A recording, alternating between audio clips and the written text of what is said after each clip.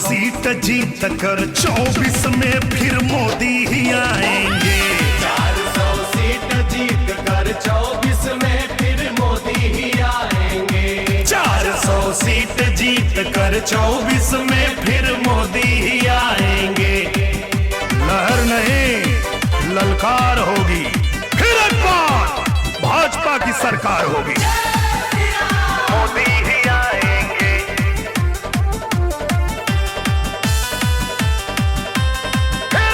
मोदी ही आएंगे। सबका साथ विकास सभी का ऐसा मंत्र बनाया है। हर घर राशन पहुँचे देखो ऐसा तंत्र बनाया है। बिजली पानी सर पर छत का अपना वचन निभाया है। हर किसान के खाते में पैसा भी भिजवाया है। उसी नमो के नाम पे फिर से कमल खिलाएंगे। पूरे देश में फिर से हम भगवा लहराएंगे। हे भैया हे बहिनी हे भैया बूथ पे जाएंगे, कमल का बटन दबाएंगे। 400 सीट जीत कर 24 में फिर मोदी ही आएंगे। 400 सीट जीत कर 24 में फिर मोदी ही आएंगे। 400 सीट जीत कर 24 में फिर मोदी ही आएंगे। मोदी ही आएंगे,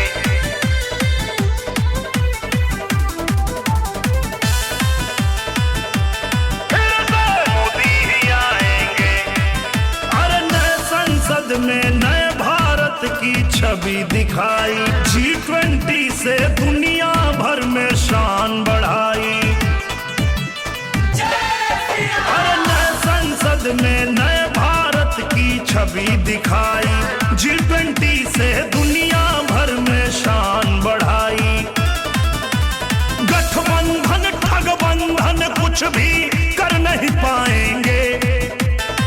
चोर लुटेरे चाहे जितना जोर लगाएंगे। हे भैया हे बहिनी हे भैया बूथ पे जाएंगे, कमल का बटन दबाएंगे।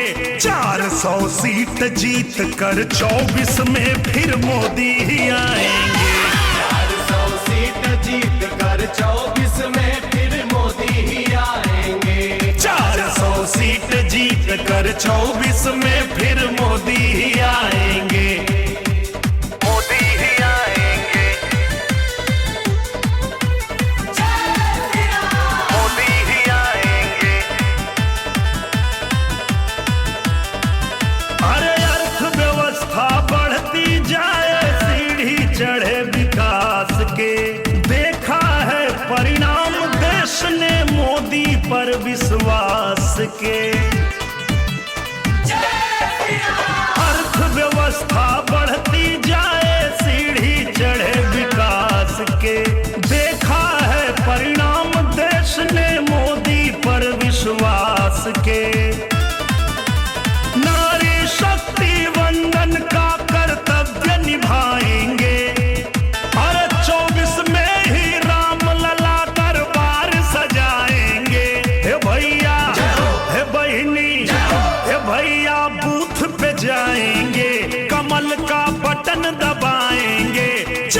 400 सीट जीत कर 24 में फिर मोदी ही आएंगे। 400 सीट जीत कर 24 में फिर मोदी ही आएंगे। 400 सीट जीत कर 24 में फिर मोदी ही आएंगे। मोदी ही आएंगे। मोदी ही आएंगे।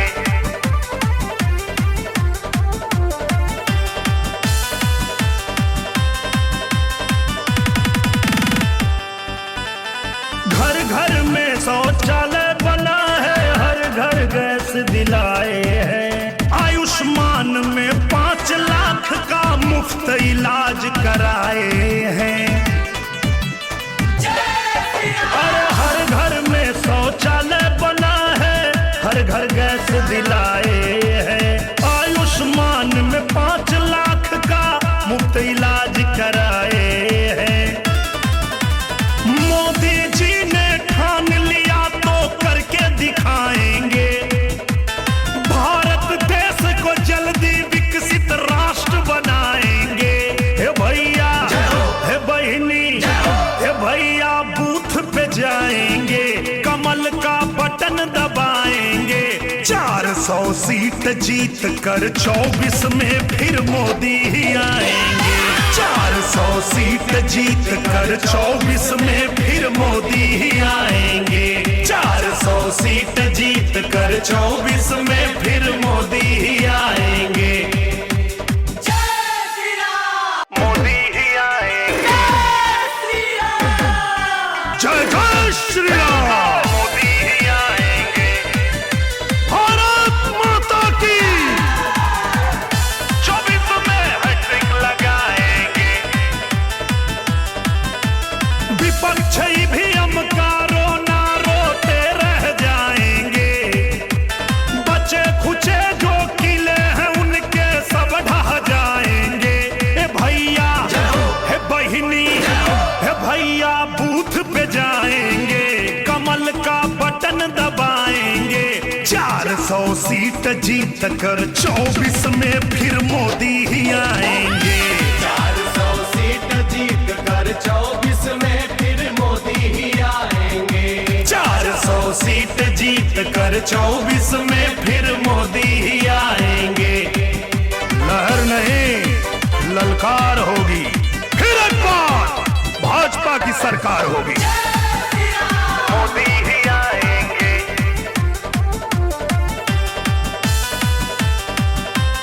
फिर से मोदी ही आएंगे। सबका साथ विकास सभी का, ऐसा मंत्र बनाया है। हर घर राशन पहुँचे देखो, ऐसा तंत्र बनाया है। बिजली पानी सर पर छत का अपना वचन निभाया है। हर किसान के खाते में पैसा भी भिजवाया है। उसी नमो के नाम पे फिर से कमल खिलाएंगे। पूरे देश में फिर से हम भगवा लहराएंगे। हे भैया, हे बहिनी, हे भैया बूथ पे जाएंगे, कमल का बटन दबाएंगे। 400 सीट जीत कर 24 में फिर मोदी ही आएंगे। 400 सीट जीत कर 24 में फिर मोदी ही आएंगे। 400 सीट जीत कर 24 में फिर मोदी ही आएंगे। मोदी ही आएंगे।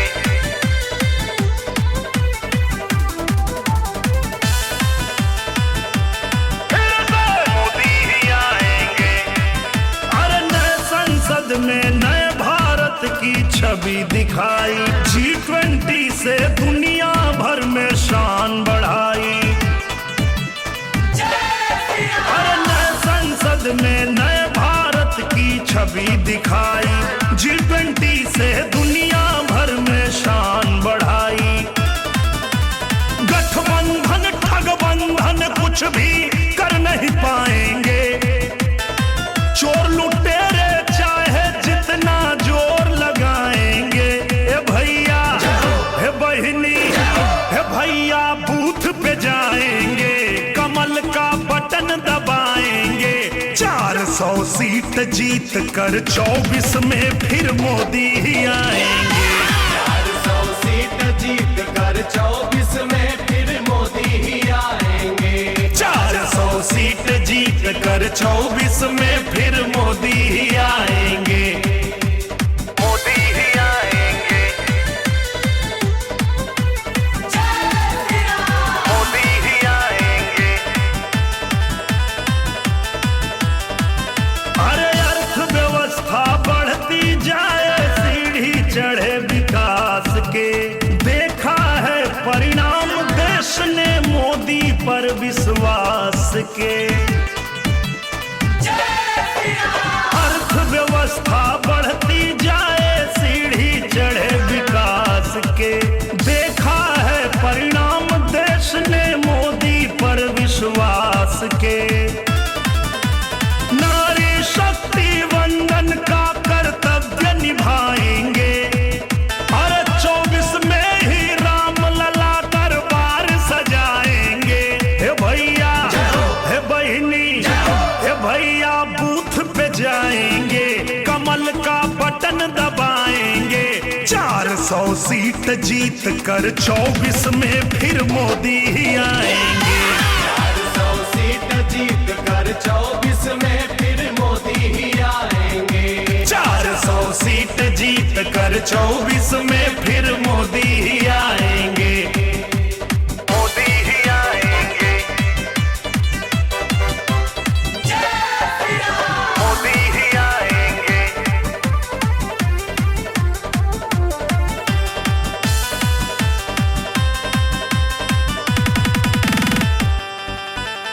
घर घर में शौचालय बना है, हर घर गैस दिलाए हैं, आयुष्मान में 5 लाख का मुफ्त इलाज कराए हैं।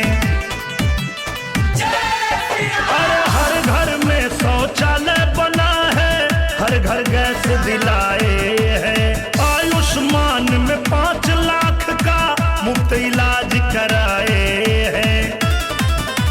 मोदी जी ने ठान लिया तो करके दिखाएंगे, भारत देश को जल्दी विकसित राष्ट्र बनाएंगे। हे भैया, हे बहिनी, हे भैया बूथ पे जाएंगे, कमल का बटन दबाएंगे, 400 सीट जीत कर 24 में फिर मोदी ही आएंगे। 400 सीट जीत कर 24 में फिर मोदी ही आएंगे। 400 सीट जीत कर 24 में फिर मोदी ही आएंगे। मोदी ही आएंगे। जय जय श्री राम। मोदी ही आएंगे। भारत माता की 24 में हैट्रिक लगाएंगे।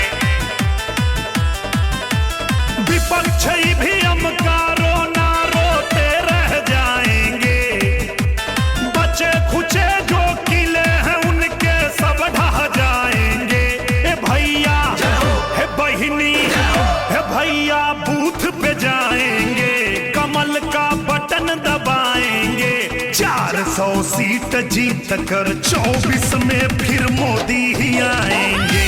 400 सीट जीत कर 24 में फिर मोदी ही आएंगे। 400 सीट जीत कर 24 में फिर मोदी ही आएंगे।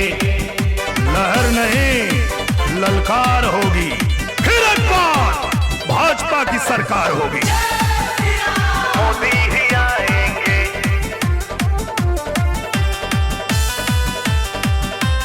फिर से मोदी ही आएंगे। सबका साथ विकास सभी का, ऐसा मंत्र बनाया है, हर घर राशन पहुँचे देखो, ऐसा तंत्र बनाया है। बिजली पानी सर पर छत का अपना वचन निभाया है, हर किसान के खाते में पैसा भी भिजवाया है। उसी नमो के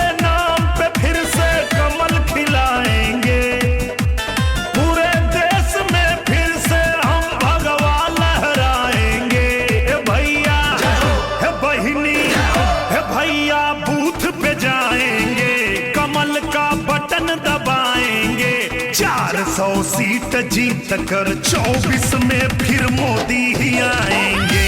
400 सीट जीत कर 24 में फिर मोदी ही आएंगे। 400 सीट जीत कर 24 में फिर मोदी ही आएंगे। मोदी ही आएंगे।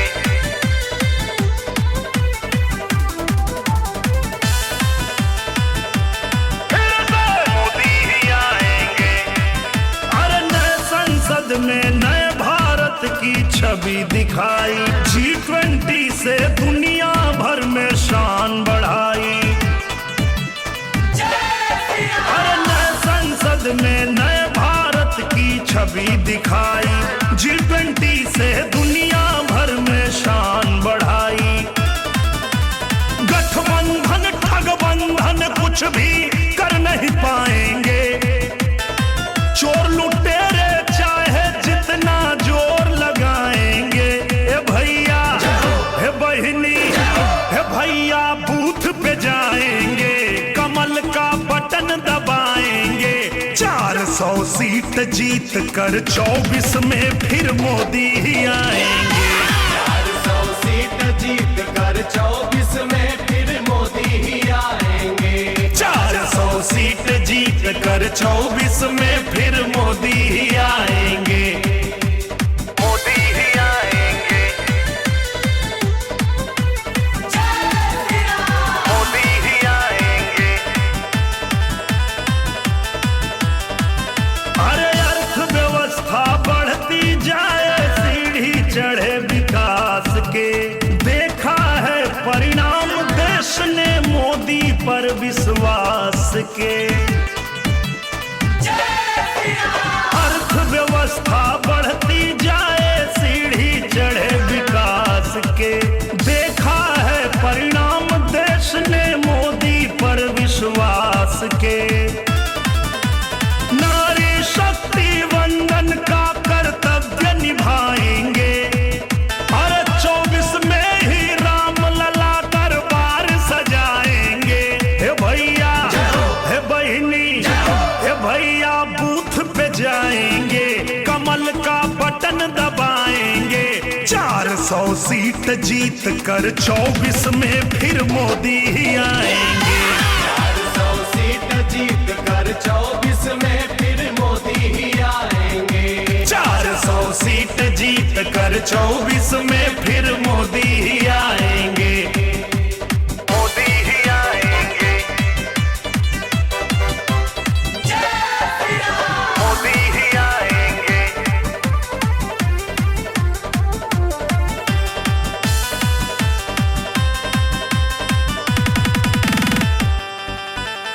घर घर में शौचालय बना है, हर घर गैस दिलाए हैं। आयुष्मान में 5 लाख का मुफ्त इलाज कराए हैं। अरे हर घर में शौचालय बना है, हर घर गैस दिलाए हैं। आयुष्मान में 5 लाख का मुफ्त इलाज कराए हैं। मोदी जी ने ठान लिया तो करके दिखाएंगे।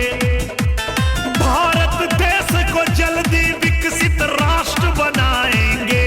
हे भैया हे बहिनी हे भैया बूथ पे जाएंगे, कमल का बटन दबाएंगे। 400 सीट जीत कर 24 में फिर मोदी ही आएंगे। 400 सीट जीत कर 24 में फिर मोदी ही आएंगे। 400 सीट जीत कर 24 में फिर मोदी ही आएंगे। मोदी ही आएंगे। जय जय श्री राम। मोदी ही आएंगे। भारत माता की 24 में हैट्रिक लगाएंगे। विपक्ष भी हम कारो ना रोते रह जाएंगे। बचे खुचे जो किले हैं उनके सब ढह जाएंगे। ए भैया हे बहिनी हे भैया बूथ पे जाएंगे, कमल का बटन दबाएंगे। सीट जीत कर 24 में फिर मोदी ही आएंगे। 400 सीट जीत कर 24 में फिर मोदी ही आएंगे। 400 सीट जीत कर 24 में फिर मोदी ही आएंगे। लहर नहीं ललकार होगी, फिर एक बार भाजपा की सरकार होगी। मोदी ही आएंगे।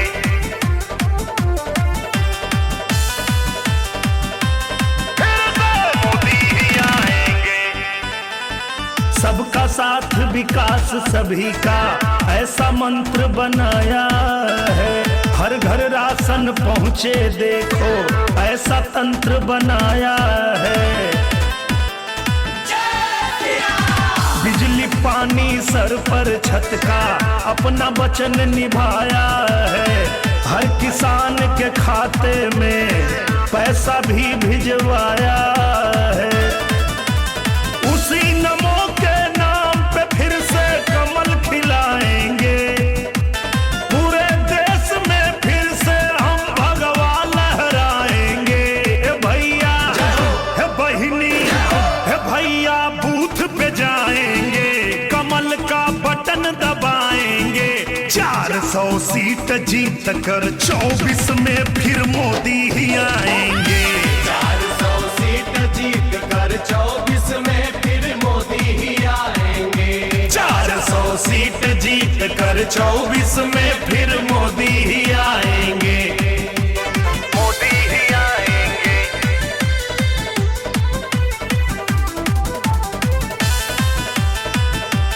फिर से मोदी ही आएंगे। अरे नए संसद में नए भारत की छवि दिखा। मंच पे बैठे हुए सभी गणमान्य व्यक्ति, आए हुए तमाम गिरनार दर्शन सोसाइटी के भाइयों और बहनों, आज हम लोग यहाँ पे आपको मोदी जी के लिए अपील करने लिए आए हैं कि आने वाला समय जो है फिर एक बार मोदी सरकार,